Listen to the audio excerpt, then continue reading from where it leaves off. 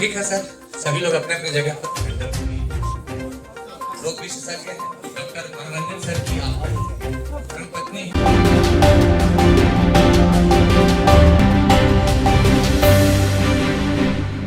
महापुरुष है, जो भी मनीषी हैं, विचारक हैं, उनकी जयंती और पुण्यतिथि मनाना कहीं न कहीं समाज को जोड़ना है। हम उस समाज से आते हैं जहां पर सिर्फ भोज पर ही हमारा मिलन होता रहा है। हम शादी और श्राद्ध के अवसर पर भोज खाने के लिए इकट्ठे होते रहे हैं। ऐसे विकट परिस्थिति में हम विमर्श के लिए इकट्ठा होना शुरू हुए हैं। तो ज्योतिबा फुले जयंती समारोह 11 अप्रैल को मनाया गया। उन्हें भी हम आज नमन करते हैं, उन्हें भी आज याद करते हैं। और ज्योतिबा फुले जो शिक्षा के वाहक रहे हैं भारत में, उनको भी पढ़ने और उनको भी स्वीकार करने के लिए हम अपने समाज में उपस्थित लोगों से अपील। भाई तो अब हम क्या करेंगे? अरे ऊपर से गिरी बम तो नीचे भाला का करी, अस्तों से गांव छोड़ तो वो हाला का करी। इन्हीं चंद शब्दों के साथ बाबा साहब के चरणों में श्रद्धा सुमन अर्पित करते हुए आप सबका आभार व्यक्त करते हुए कि आप आए, इस कार्यक्रम को सफल बनाए, इसके लिए और मैं बधाई देना चाहता हूँ। बिहार पाल परिवार मिलन समारोह है। इसमें आप सभी हरेक बिहार के कोने से आप यहाँ पधारे हैं। हम आपका स्वागत करते हैं, अभिनंदन करते हैं और आज का बड़ा ही पवित्र शुभ दिन महसूस करते हैं कि हमारे देश के नायकों में अग्रगण्य और संविधान के रचयिता बाबा भीमराव अंबेडकर साहब जी का कल 14 अप्रैल को जन्मदिन है। उसके पूर्व संध्या पर हम पारिवारिक मिलन में शरीक हैं और उन्हें हम स्मरण करते हुए नमन करते हैं, वंदन करते हैं और उनके प्रति श्रद्धा सुमन अर्पित करते हैं। मेरे लिए बहुत ही सुखद क्षण है कि मैं आज यहाँ पर इस मंच पर सम्मानित हो रहा हूँ और मैं बता देना चाहता हूँ कि मैं इस मंच पर पहली बार नहीं, दूसरी बार सम्मानित हो रहा हूँ। इसके लिए मैं आप सभी का बहुत ही आदर करता हूँ और आभार व्यक्त करता हूँ और इसके साथ ही मैं इस सम्मान को अपने माता पिता के चरणों में समर्पित करता हूँ कि मैं जो कुछ भी हूँ आज उन्हीं की बदौलत हूँ। और मेरे पिताजी भी जिला जज से ही रिटायर हुए हैं और आज मैं जो कुछ हूँ उनकी बदौलत तो हूँ ही, लेकिन इस समाज की भी देन है। इस समाज का मैं सदस्य हूँ, इस कारण भी मैं इस पद पर हूँ। कहीं न कहीं किसी न किसी रूप में समाज का भी योगदान है कि मैं इस पद पर हूँ। मैं बहुत ज़्यादा कुछ तो नहीं कहूँगा, मैं यही कहूँगा कि हमारे समाज के जितने भी व्यक्ति जिस पद पर भी आ रहे हों, उनको अपने पद का दम्भ नहीं रहना चाहिए। हमेशा उस व्यक्ति को डाउन टू अर्थ रहना चाहिए। जो भी सभी हमारे मित्र हैं, अपना परिचय देना चाहेंगे बारी बारी। मेरा नाम डॉक्टर मनोरंजन कुमार है और मैं ENT सर्जन हूँ। मेरी वाइफ डॉक्टर मधुर मिया जो पटना में गायनेकोलॉजिस्ट हैं और हम दोनों पिनाकल हॉस्पिटल पटना को संचालित करते। आप सभी को मेरा नमस्कार। मैं संजय कुमार पाल बिहार श्रम सेवा तकनीकी के अंतर्गत मुख्य कारखाना निरीक्षक बिहार के पद पे कार्यरत हूँ। मेरा नाम रामप्रकाश कटुआ, सचिवालय सेवा के 39 वर्षों की सेवा के बाद मैं 2010 में सेवानिवृत्त हुआ हूँ और प्रतिनिधि निवास आज इसकी शुरुआत मैं मोदी तीनों मिलकर पहला बार शुरुआत की राज्य के तर्ज पर और मुझे कहने में कोई संकोच नहीं है कि मैं राज्य के कार्यक्रम से आगे बढ़ा। इस बात पर विलम्ब हुआ, विनोद जी का निजी कारण था और दिलीप बाबू का निजी कारण था। आगे था ये फरवरी माह में संपन्न होता है। यहाँ पर सवाल है हॉल भरने का, उसका एक कारण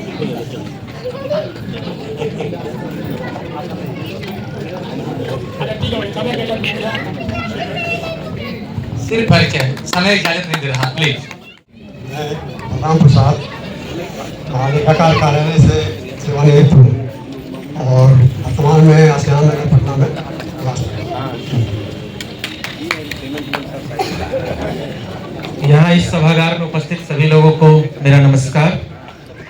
हिमांशु शेखर। मैं फिलहाल अभी वर्तमान में गवर्नमेंट इंजीनियरिंग कॉलेज आरा में असिस्टेंट प्रोफेसर के रूप में इलेक्ट्रिकल इंजीनियरिंग विभाग में हूं और वहां मैं फिलहाल अभी एचओडी के पद पर भी हूं। धन्यवाद।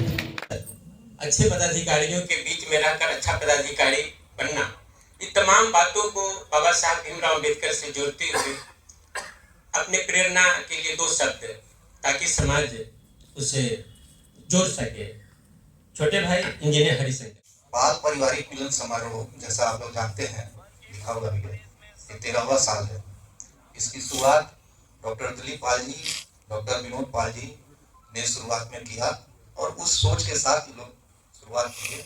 और अभी खुशी की बात है कि ये हर साल इस कार्यक्रम का आयोजन होता है और इसमें नए नए लोग जुड़ते चले आ रहे हैं। शुरुआत में हम लोगों से बहुत लोगों को पता भी नहीं था, लेकिन समय के साथ साथ धीरे धीरे पता चला और अभी काफी अच्छी संख्या में लोग आ रहे हैं। बड़े भाई सत्येंद्र पाल जी से बस 2 शब्द। नाम सत्येंद्र प्रसाद है। मैं कोऑपरेटिव डिपार्टमेंट में था। मैंने रिटायर किया है जॉइंट रजिस्ट्रार कोऑपरेटिव सोसाइटी से। मैं 39th बीपीएससी कंप्लीट किया था 1995। मेरा कहने का ये तात्पर्य है कि शिक्षा के बारे में सभी ने कहा, आज अगर हमारे पूर्वजों ने हमें शिक्षित नहीं किया होता तो आज हम भी इस काबिल नहीं होते कि अपने बच्चों को एक सही मुकाम दे पाते। शिक्षा निसंदेह आज की जरूरत है, सभी को चाहिए प्रयास करना। शिक्षा वह दूध की गर्मी है, गर्मी की दूध है कि जो पढ़ेगा वह दहाड़ेगा। हमारे समाज में आज भी बहुत ऐसे लोग हैं जो अपने बच्चों को नहीं पढ़ा पाते हैं, हमें उन पर भी ध्यान देना चाहिए।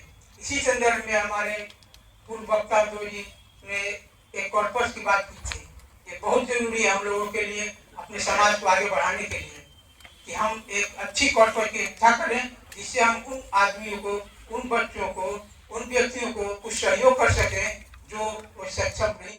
आदर्श पाल छात्रावास के सम्मानित अध्यक्ष और आदर्श पाल छात्रावास के लौह पुरुष जनक जो भी उपाधि है हम उन्हें समर्पित करते हैं और आदर के साथ 2 शब्द कहने के लिए मंच पर आमंत्रित। मैं समाज को जगाना चाहता हूँ कि आज छात्रावास जो है वो खतरे में पड़ा हुआ है।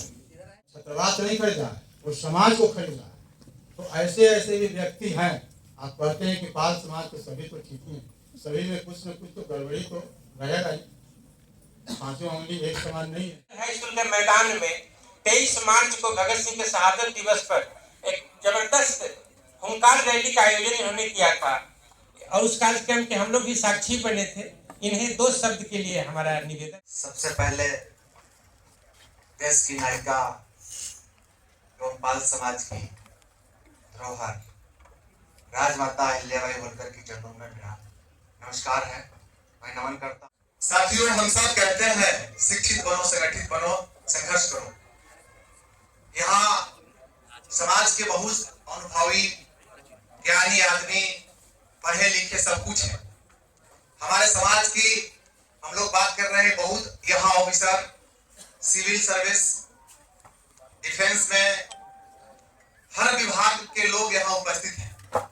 हर विभाग में हमारे लोग हैं। उसके बावजूद भी हमारे सर बोले कि जो सरकारी योजना है उस योजनाओं की लाभ हमारे लोगों की नहीं मिल पाती है, नहीं, जानकारी के अभाव में नहीं मिल पाती है। हम सब बात तो करते हैं लेकिन पहल नहीं कर पाते हैं। इसका भी एक मुहिम चलना चाहिए, जो सरकार की योजना हो उसका लाभ हमारे लोग तक पहुंचे और हमारे लोग उस लाभ को प्राप्त करके आगे बढ़ने का काम करें। शिक्षा का मतलब सिर्फ नौकरी करना ना होता है। अगर शिक्षा के मतलब सिर्फ नौकरी ही हम लोग लगा देंगे तो समाज में सिर्फ नौकर ही पैदा होगा, मालिक नहीं। इसलिए हम चाहेंगे कि हमारे जो सर बोले हैं डीटीओ सर पटना, उन बातों पर विचार करना चाहिए और आगे भी बढ़ने का काम करना चाहिए। इतना अवसर होने के बावजूद भी पाल समाज का बिहार में नाम नहीं है, पहचान नहीं है, इस पर भी हम लोगों का विचार करना चाहिए। कि हमारे लोग जज हैं, इंजीनियर हैं, डॉक्टर हैं, पीसीएस अधिकारी भी हैं, उसके बावजूद भी जो पटना के धरती पर हम कहते हैं कि हम संतोष पाल हैं, तो लोग पहचानने से इग्नोर करता है कि पाल कौन जात है। ये सोचने का विषय है। पहचान हम लोगों की बनेगा कैसे, पहचान कहां से होगा, इस पर भी हम सबको विचार करना चाहिए। बाकी हमारे आप सब गार्जियन हैं, आप सब हमसे बहुत अनुभवी हैं, आप सब बहुत यहाँ अच्छा बातें सुनने को मिला। ये बहुत दिल पर हम इसको बहुत पहले से बैठकर यहाँ घूम रहे थे, सुन रहे थे, हमको अच्छा भी लगा।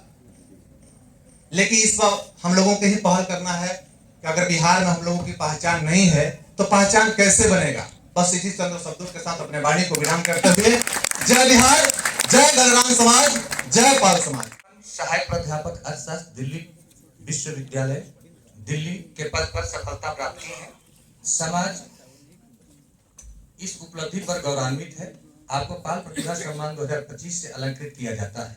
उज्ज्वल एवं यशस्वी जीवन विभाग कामेश्वर सिंह संस्कृत विश्वविद्यालय दरभंगा, उन्हें सम्मानित करने के लिए डॉक्टर मधु जी से हमारा आग्रह है।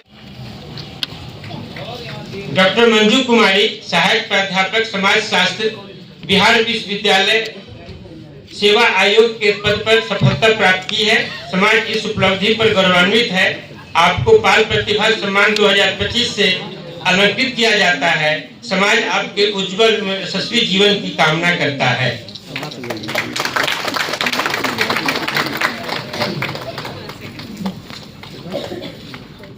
डॉक्टर कविता चौधरी सहायक प्राध्यापक मनोविज्ञान विभाग मगध महिला कॉलेज पटना विश्वविद्यालय, उन्हें सम्मानित करने के लिए इंजीनियर संजय कुमार मुख्य कारखाना निरीक्षक बिहार विश्वविद्यालय सेवा आयोग के पद पर सफलता प्राप्त की है। समाज इस उपलब्धि पर गौरवान्वित है। आपको बाल प्रतिभा सम्मान 2025 से अलंकृत किया जाता है। प्रियंवदा जिज्ञासु सहायक प्राध्यापक अर्थशास्त्र विमेंस कॉलेज पटना विश्वविद्यालय पटना, उन्हें जीवन की कामना करता है। नूनी रोटी खा के भले जिंदगी बिताई है, नून रोटी खा के भले जिंदगी बिताई है। अपने तो पढ़ला नहीं बबुआ के पढ़ाई है, पढ़ी लिखी सभे बनल महान बा, पढ़ा लिखा बबुआ कलमिए में जान बा। अलंकृत किया जाता है। समाज आपके उज्जवल यशस्वी जीवन की कामना करता है। संयोग ऐसा है कि इनके पिता श्री कन्हैया प्रसाद खुद अपने सिविल जज थे, जिला जज होकर रिटायर किए। उनके 2 सुपुत्र हैं, दिव्येश जो आपके सामने में अभी सम्मान ग्रहण किए हैं, और दूसरे उनके सुपुत्र हैं मान्यवर अमन कुमार जो सिविल जज हैं।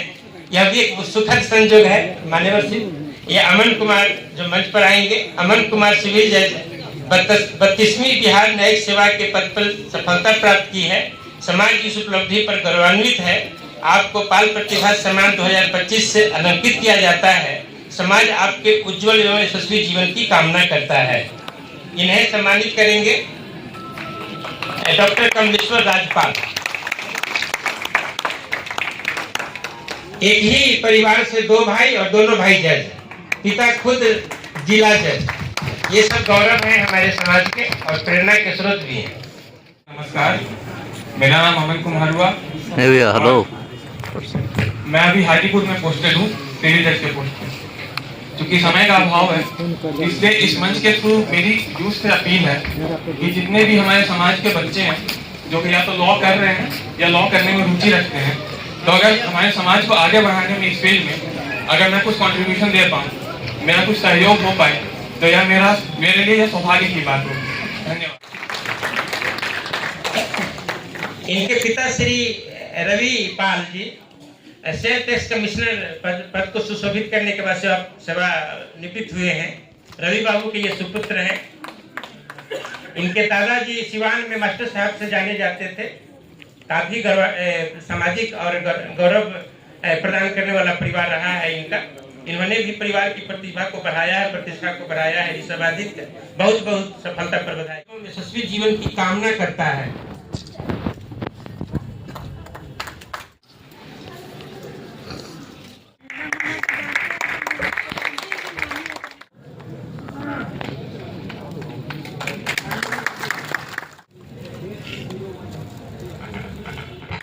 2025 से अलंकित किया जाता है। समाज आपके स्वस्थ एवं सुखी जीवन की कामना समाज को सदैव प्रेरणा देता रहेगा। अमूल्य योगदान दिया है, उक्त कार्य के लिए बाल समाज सदैव आभारी रहेगा। आपको बाल समर्पण सम्मान 2025 से स्वस्थ एवं सुखी जीवन की कामना करता है।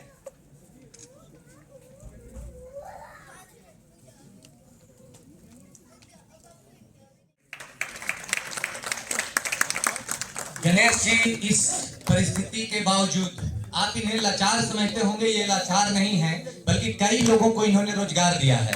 इसके लिए जोरदार तालियां। इनके अंदर में करीब 10 लोग काम करते हैं और उन 10 लोगों का परिवार का पालन पोषण इनके खादी भंडार और इनका जो 4-5 मशीन है उसके कारण होता है। इसके लिए बहुत बहुत बधाई।